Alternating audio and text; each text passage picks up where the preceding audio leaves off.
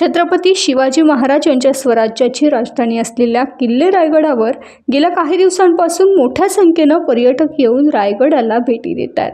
मात्र काही पर्यटकांकडून गडाच्या पावित्र्याला गालबोट लावलं जात असल्याचं संतापजनक वास्तव समोर आलंय.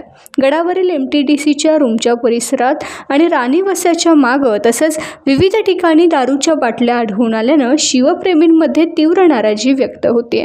गडाच्या प्रवेशद्वारावरच काटेकोरपणे तपासणी होत नसल्यानं दारूच्या बाटल्या गडावर नेल्या जात असल्याचा आरोप शिवभक्तांकडून केला गेलाय.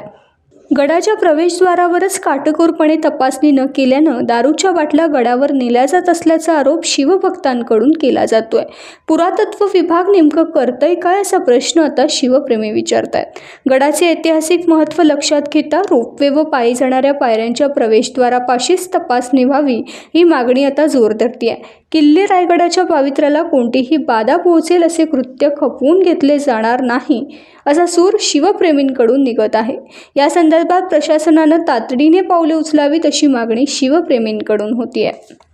टाइम्स डिजिटलला लाईक करा, शेअर करा, सबस्क्राईब करा आणि बेल आयकॉन दाबायला विसरू नका. Times digital.